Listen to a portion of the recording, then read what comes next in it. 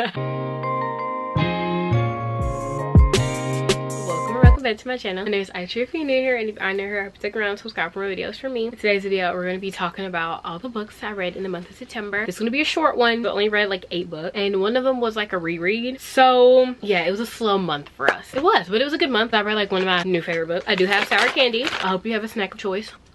We're gonna pull up the Goodreads. I'll have my Goodreads on the screen as always, and it's always linked down below. You're gonna add me as a friend. I love keeping up with what all the girlies are reading. So we start off this month with a cute little contemporary workplace type romance. It's the first book of a series called Legacy. Following Ford and Harley. His family has like multiple businesses, and in one of his office buildings, a cafe shut down. Harley ended up trying to get the store. She opens up a little bakery, so she has a cute little bakery in his office place, and he's always stopping in to get coffee. Because they get off on the wrong foot. Ford is dealing with the grief of his dad, and Harley is dealing with basically a very absentee mother, a very toxic mother, and she also lost her grandparents, so she's also dealing with grief of losing them. So I'd like to add that Ford is anti-relationship. He does not do a relationship. He is Mr. I am single, I'm living my single life, and Harley is very much so a commitment kind of girl. Okay, keep that in mind. Always end up bumping into each other since they work in like the same building. I liked it. I rated it 4 stars. The brothers is like a whole series following like all the different Montgomery brothers pop up in the book too, and they're all kind of like friends.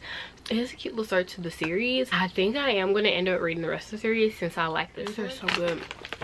Oh my god. The next book is Wanted Wed or Alive, and this one's cute little neighbor romance. It has comedy in it. It's following Maya and Jesse. This is also a book that has brothers that are always popping up at the start of a series. It's following Jesse and Maya. Jesse brothers own like a construction company. Jesse is a runner around. He left his bride at the altar. Then he's like okay, I left the bride at the altar, I'm relocating. So he moves to New York, and Maya is renting an apartment in the new apartment building they're currently working on. So they end up bumping into each other, kind of like a friend to lovers. They like start building a friendship, and she's not really ready to date because she had like really toxic exes, and he literally just got out of the situation, so he's not trying to get into a relationship either. It's kind of like he falls first and hard. It was cute. I rated 3.75. Okay, I reread You Again, one of my favorite books ever. I will continue to reread this book. Last year after I turned the last page, I was like, I need to relive this, and I bought the audio version. Following Ari and Josh, it's like a hate to friends to lovers. You cannot stand each other when they first meet. They like, the book starts off with pure comedy, and throughout the whole entire book it's so raw and real and relatable, and you personally, I could feel seen in both characters. Based in New York, and when Harry met Sally, if you loved that movie, you will love this book. Ari and Josh, they end up meeting first time in the streets. She's trying to sell him something, he's like not about it. Later on that night, he pops up at her apartment. He is currently dating her roommate. They have an argument, and then they meet a couple years later. He's a chef and she's an aspiring comedian. Then after that they meet again, and it's just that they keep meeting over and over again, having chance encounters. And the last is when they're both going to like, terrible breakups, existential crises.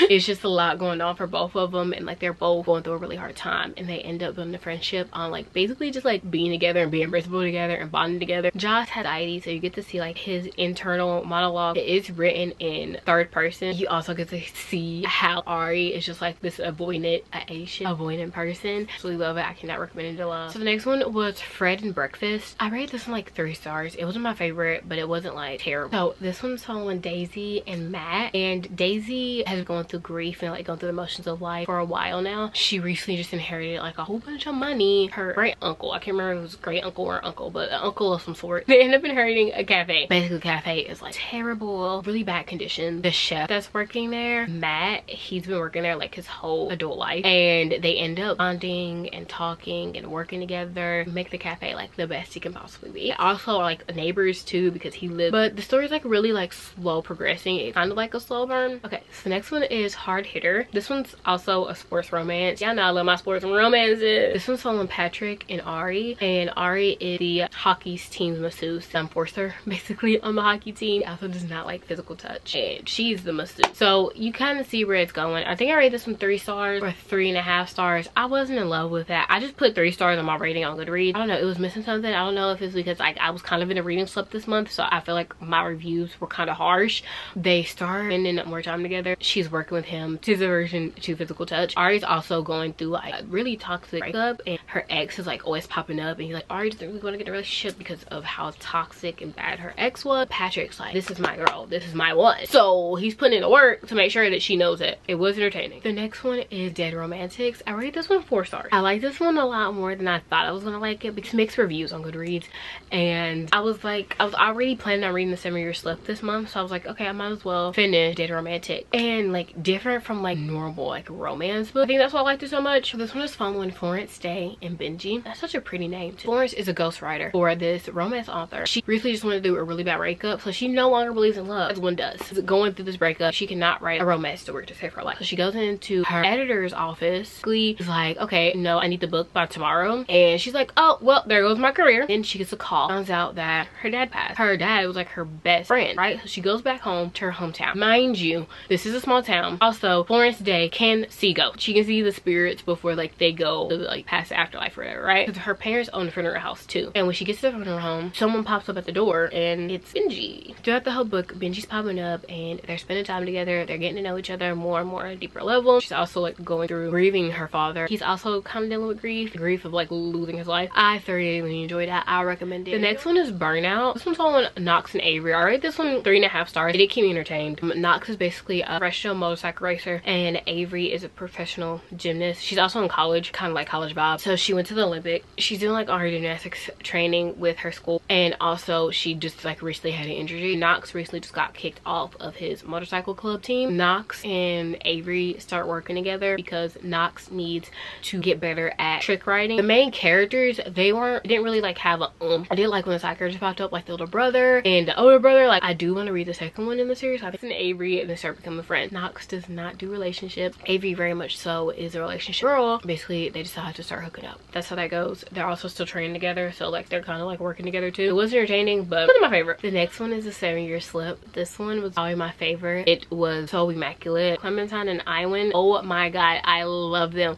From the beginning of the book to the very end, I was thoroughly enraptured with both characters and the storyline and the plot, just everything about it. Clementine recently just moved into her aunt's apartment. Her aunt recently just passed, so Clementine is dealing with grieving her aunt, figuring out her life basically. She lives in her aunt's apartment. Her aunt's apartment is magic. It sends people 7 years in the future and 7 years in the past. So I went into the apartment one day, and literally 7 years in the past for Clementine. At first she was totally against it, and then she was like, okay. They start talking and bonding, and he's an aspiring chef at this point, so you get to see the way they just bounce off each other immediately. Their conversation was so good at the beginning of the book. She spent the whole weekend with them. Clementine also like is really into art and like drawing and stuff like that, so she's like super artistic. She works at a publishing company currently. It's so beautifully written. It's so amazing. It touches on grief. It does touch on like really sensitive topics that made me cry multiple times. It's based in New York. You also get to see Clementine's best friends and their relationships and how they're just like always there for each other.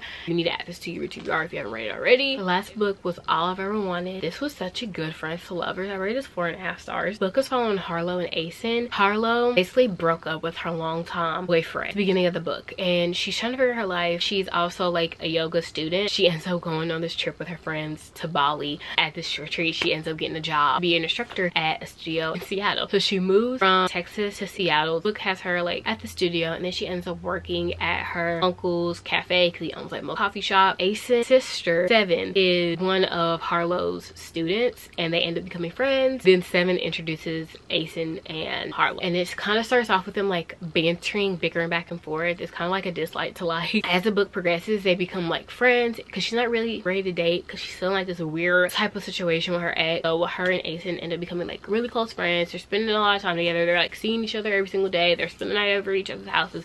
Like they're like true bestie friends. And as the book progresses, you get to see the way that Asen just like immediately understands and sees Harlow for who she is and what she loves. And I also really loved all the side characters and friends that popped in this book. They were all really entertaining and hilarious. I just absolutely adored this book. It was such a good read. And that was the end of this reading wrap up. That is all the books that I read. I hope I explained them the way I wanted to explain them. But if you did enjoy this video, don't forget to like, comment, subscribe, and I'll see you guys next week on my next one. Also, let me know if you're adding any of these books to your TBR. Wonderful day, morning, night, whatever. I have a wonderful week, and see you soon. see my face again next week if you subscribe. Bye.